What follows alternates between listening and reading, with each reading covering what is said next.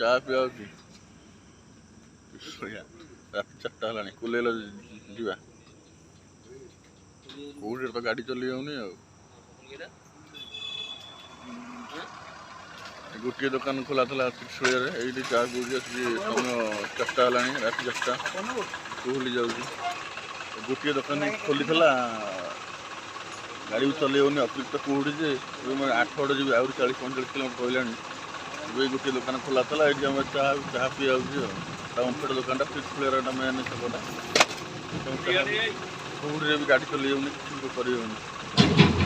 ସବୁ ଆଠଗଡ଼ ଯିବାକୁ ପଡ଼ିବ ମୋତେ ଅସୁବିଧା କୁହୁଡ଼ି ଆଉ ଉଠିଲେ ନା ନାହିଁ ଓଡ଼ିଶାବାସୀ ଆଉ ମୋ ୟୁଟ୍ୟୁବ୍ ଚ୍ୟାନେଲ୍ ଯେଉଁମାନେ ଭଲ ପାଉଥିବେ ମୋତେ ବି ଆଗକୁ ନଉଥିବ ସ୍ୱାଗତ ମଧ୍ୟ ମୋ ୟୁଟ୍ୟୁବ୍ ଚ୍ୟାନେଲ୍